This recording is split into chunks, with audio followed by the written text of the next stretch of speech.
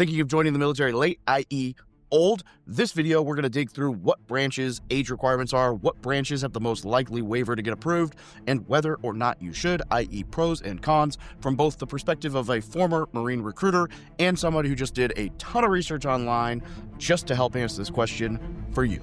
Let's dig in. The first thing we're going to do is just go through each of the different service branches listed maximum age for enlisting in the military. So for the Navy, the Air Force, and the Space Force, which just follows the Air Force's rules, that is 39 years of age. For the Army, it's 35. For the Coast Guard, it's 31. And for the Marine Corps, who, as we all know and love, is the most strict branch as far as like age requirements and physical standards and all that crap, is 28 years old. Now, my understanding is that this means you cannot turn the next year prior to boot camp. So it's not like, hey, prior to 28 years old, you can't join.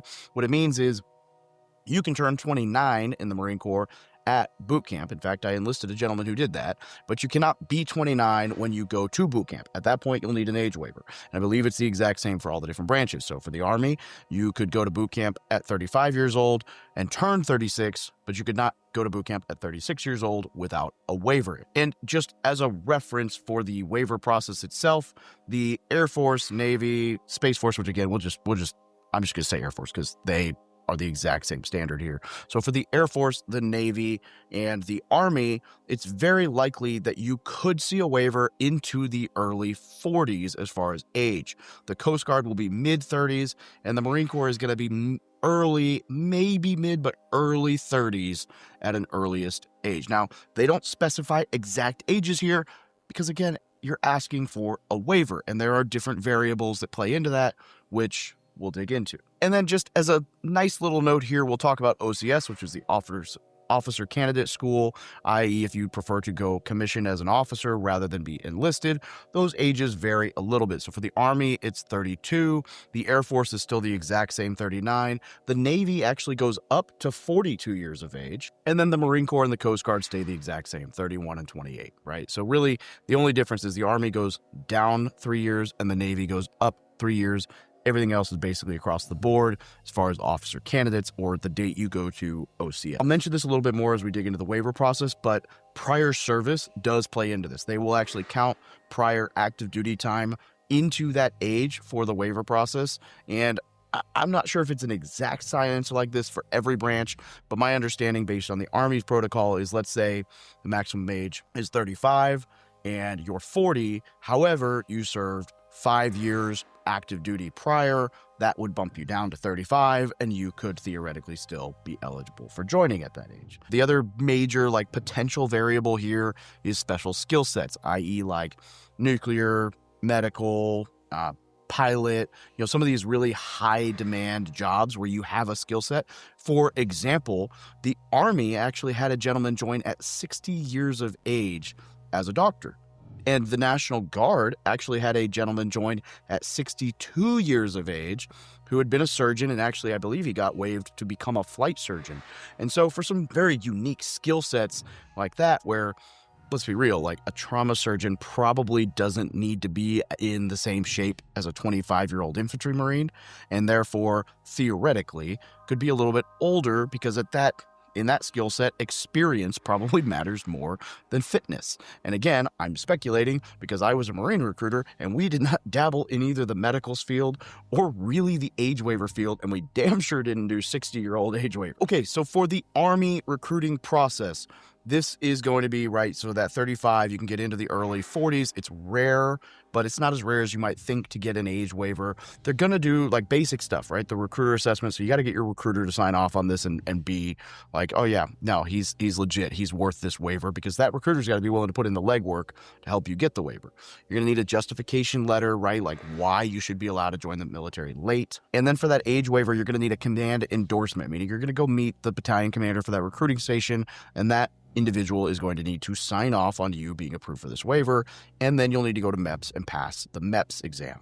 Now, the Army waivers aren't as rare as you might think, but they're rarer than some branches, and so we'll call this like a moderate to high likelihood that you could get approved for this. More like a heightened approval rating for some of those special abilities, medical, pilot, that kind of stuff. For the Navy age waiver process, remember 39 and then early 40s is the age waiver. You're going to name that same. The recruiter has to sign off on it because they got to do all the legwork.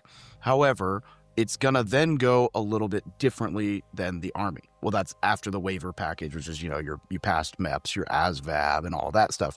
You're going to then go to the district recruiting command. So if you're not familiar with recruiting commands, right, you've got like the RS level, as we call it. So the RSS level is like your substation. That's your recruiter. The RS level is recruiting station. And that's like the battalion commander for all the different substations. That's how the Marine Corps structures it. Sure, all the other branches call it differently, but it's like recruiting station in town, headquarters for like that area, then that RS goes to a district headquarters. So for reference, when I was a recruiter, there were 9 RSs in our district headquarters, and then there were only a few districts that had recruiters across the country. So for the Army waiver, you went to the battalion commander. For the Navy waiver, you would actually go a step above that and need the district commander to sign off on it. And then you would go to what's called BUPERS, which is the Bureau of Navy Personnel, essentially. So whenever you do any kind of medical waiver, it goes through BUMED, which is the Bureau of Navy Medicine. And BUPERS is essentially that same kind of waiver process, but through the Navy personnel command, and they will have the ultimate say. So it'll go from the recruiter, you'll go through MEPS, do the ASVAB, everything, then it'll go to the battalion commander, they sign off on it, it'll go to the district commander, if they sign off on it, and I don't know if that's an in-person interview or like a Zoom call, probably depends on the command, and then from there you'll go to BUPERS, and at that point, they'll make the ultimate ominous dominus. And that's probably, and again, speculating here, but this, if it's like any other waiver, this will involve 360 photos, fitness tests. You're basically going to need to prove I'm sane, I'm fit, I meet height, weight, I pass the ASVAB. I'm worthy of the waiver because you guys want me. That's essentially what you're trying to do here. Okay, the Air Force waiver is effectively the same, it looks like, as the Navy's as far as, the age. Then it goes to recruiter, full package submitted with all the bells and whistles. It goes to the Air Force Squadron Commander, which I assume to be kind of the battalion commander level, and then it actually goes to the Air Force Recruiting Command. And so that's even higher than the district level for the Navy, but it would be about the same as BUPERS, the Bureau of Personnel. And so the Air Force is essentially the very similar process to the Navy as far as it going above the battalion commander for that approval. For the Air Force, they're actually going to really like STEM fields, and then prior service and cyber stuff and all that as well. The Navy, I think I mentioned it, but if I didn't, right, medical, pilots, nuclear, cyber, those high critical skills things can improve your level of approval. Okay, now for the Marine Corps, right? I told you guys I never saw this when I was a recruiter, but it does happen allegedly. It's 28 is the enlisted age cutoff. Early 30s is about the best as you're going to get as far as Marine recruiting. My understanding, I believe, was 34 was the oldest that I've ever heard of. That said, similar beginning process, right? Recruiter, MEPS, ASVAB, fitness test, pass all the things. Then you're going to go up to the battalion commander. You're going to need a MCRIC, which is Marine Corps Recruiting Command level signature. So that is a 1 or 2 star general signature on your waiver. And then from there, it's going to go all the way up to headquarters Marine Corps, right? So the commandant, that realm, 3-4 star general, headquarters recruiting or headquarters Marine Corps, which oversees Marine Corps Recruiting Command, which oversees the district, which oversees the RS, which oversees the RS. So you're going to go 1, 2, 3, 4 or 5 levels, 4 or 5 levels higher with this than you need to. You are going to be placed in front of colonels, 3 stars, 4 stars, and they're going to need, here's what they title it. They call it a exceptional circumstances justification. So basically, the Marine Corps version of this is saying, why the fuck should we take you if you couldn't get off your ass and decide that you wanted to be a Marine when you were young enough that we actually wanted you? Now you're begging us to let you join. Why? Why should we make an exception for you? Because that's just how the Marine Corps is. We're pricks. Kind of meh, you squandered your opportunities, pitch yourself to us, and we'll think about it. That's just how it works, right? It is a very low acceptance rate. You need to be a stud.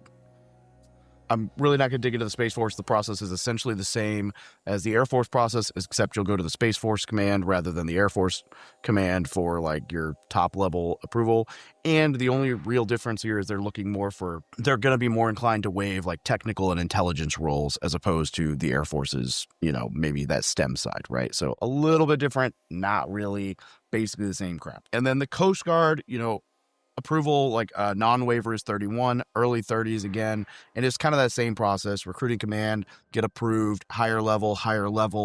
They call it the sector level command review, followed by the Coast Guard headquarters approval. And then really, unless you've got prior service or prior maritime, right? Like maritime experience, like being on the sea, those weigh heavily in your favor. Otherwise, it's actually considered just to be a moderate to low approval rating. So it sounds like the Coast Guard is actually not as hard, but the second hardest to get an age waiver in compared to the Marine Corps, which actually stands out to me as most likely accurate because the Coast Guard does actually have a pretty intense boot camp regimen. I've had friends, at least one friend who was a Marine and then went Coast Guard, and they said it was still challenging, which is not the same thing I've heard. In fact, any other branch of service, if you were a Marine, you don't actually have to go through their boot camp.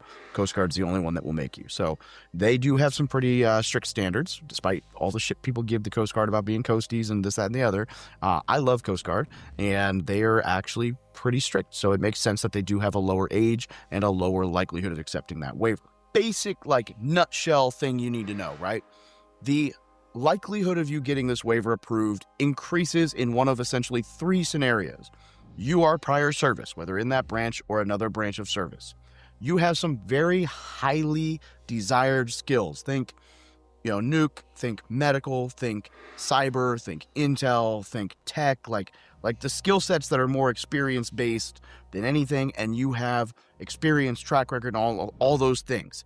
Or the branch of service is hurting for more bodies, i.e., like if a draft ever opened up, if a war came down the pipeline and they kind of relax standards, if they're just not making recruiting mission, like the more that a branch of service is needing people, the more likely that will get approved. So I would say, if you submitted one of these waivers and it did not get approved, and then like World War III broke out, knock on wood, God forbid, then go and resubmit. There's a much higher likelihood that you will get approved. And then the likelihood decreases the older you are. So the further over that requirement, like the more significantly older you are, the likelihood drops quickly. And any other waiver requirements, right? So this is a key one here that I didn't mention earlier, but if you have a criminal background, like even probably misdemeanor waivers, but for sure felony waivers, or you've got like pretty intense medical waivers that you're going to require, you got a low ASVAB score, so you just did not ace the test, your fitness isn't great, right? Like you're just not like an ideal candidate. Let's see what else. Maybe like financial struggles or really anything that would keep you from getting, and I don't mean financial struggles like you're not rich or whatever. I mean like bankruptcy recently, like things that'll keep you from getting a security clearance, like not having a security clearance, that like all those different little things pile up. And I mean, suffice it to say, if you're asking for an age waiver and you've got a felony record and some major medical issues, like sucks to suck, sorry, they're probably not going to approve you. Now, I'm not saying don't submit, but just know that your likelihood is going to be substantially lower because the more waivers you stack on, like imagine that you go for the Marine Corps and this is getting briefed to a 3-star or 4-star general, and they're like, yeah, so this dude didn't join the military until he was like 32. Now he wants to be a Marine. He's out of shape. He's got a criminal record. He's not very smart. And really, he's got nothing going for him that makes us say, hell yeah, you won't even make it that far. No commander's going to put their name on sending you to headquarters Marine Corps. They're just going to tell you, no, you should have made smarter choices, right? And that's just the reality of it. So if you're looking to join at a later date, just remember this.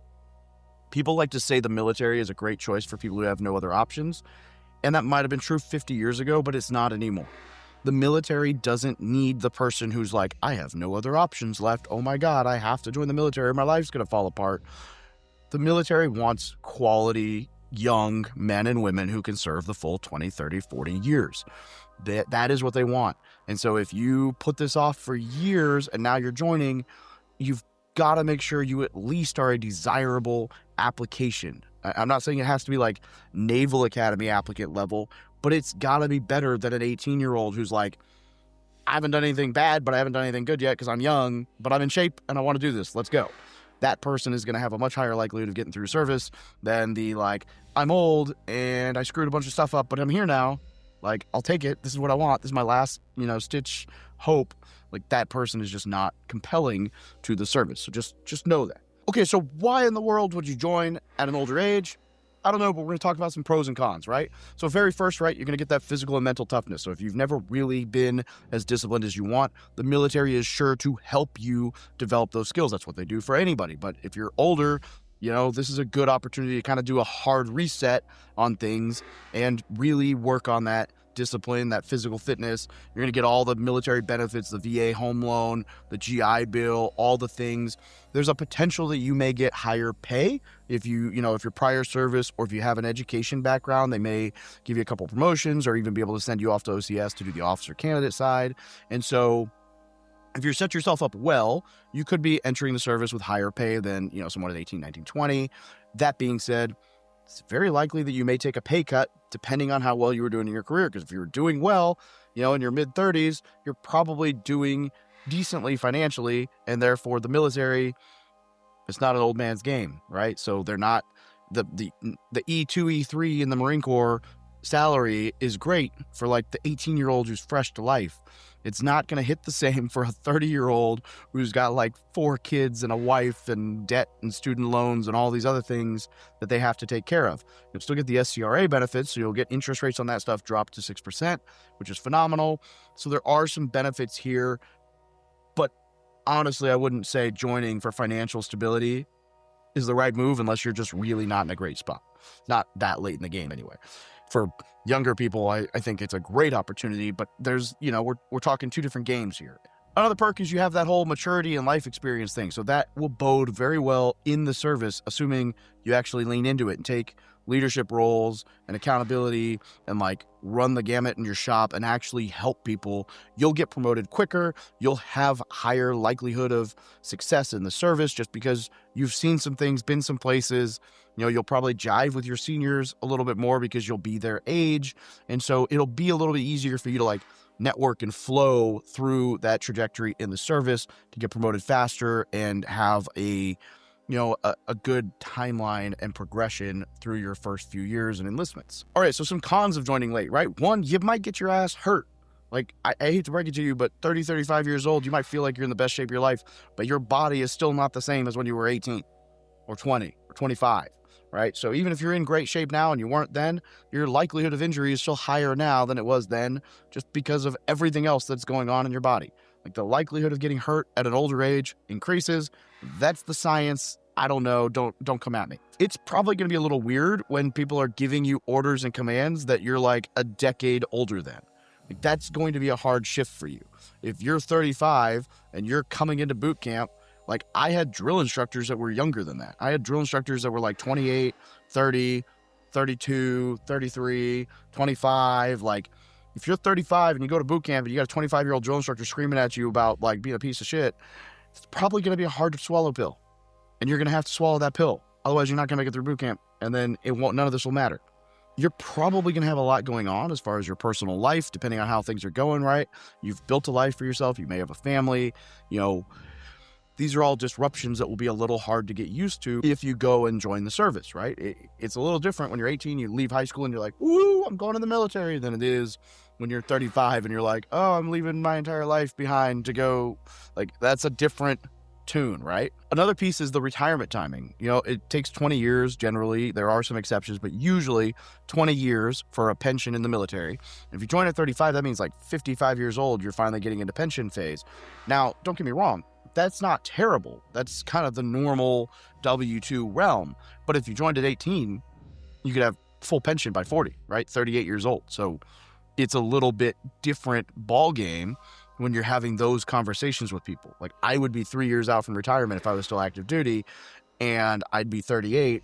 going on 39 when I retired, and you may very well be in your 50s, maybe closer to 55 or 60 by the time you're getting that retirement. Now, not the end of the world, but that's worth noting. I'm going to be real with you. There's a couple of people who probably shouldn't even bother with this, right? If you've got major family like ties, like obligations, kids, even grandkids, I don't know, like spouse, all that stuff, this is going to be very rough for you and your family. It is going to be a culture change. If you've got teenage kids, like this is going to be a whole thing. And so it's one thing if kids are born into and kind of grow up in the military, like family. It's a whole nother thing if they're like, oh my God, Dad, you just pulled me out of the last 15 years of school to travel the world as a military brat. Like, this sucks, right? If you've got a criminal record, if you struggle with authority, right? We all heard the guy that was like, oh, I was going to join boot camp, but if a drill instructor yelled at me, I'd punch him in the face. Like, if you genuinely struggle with authority, not the place for you. If you have like physical injuries or limitations, you're probably not going to benefit by joining the military. And if you're looking for quick financial gain, like the military is great at a young age. It hits differently at an older age, right? There are probably, like, if you're not set up for success by mid-30s financially, then joining the military is probably not the quick rip the Band-Aid fix that you're looking for. So look, bottom line, right? Absolute bottom line. Joining the military in your 30s and even 40s and older for some very specific skill sets is not impossible. It's doable, but you've got to be in shape, good background, motivated, like desirable to the military.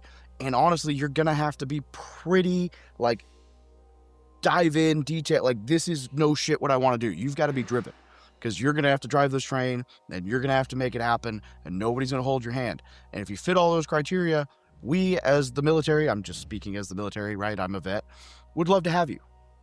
And it can be a very good option and you get all the military benefits open to you. But if you aren't that great fit, then don't be surprised when they turn you down. So don't, if you're 25 and you're like, I can always join the military later, or you're 30 and you're like, I'll join the military later, like, don't keep kicking that can down the road as your like last ditch effort, because it may not be there. That door may close on you. That said, I hope this helped. I got a lot of questions and comments asking about how old to join the military, or am I too old, or my advice. This is my thoughts. So if this helped you, comment down below, subscribe, have a great freaking day. Love you all.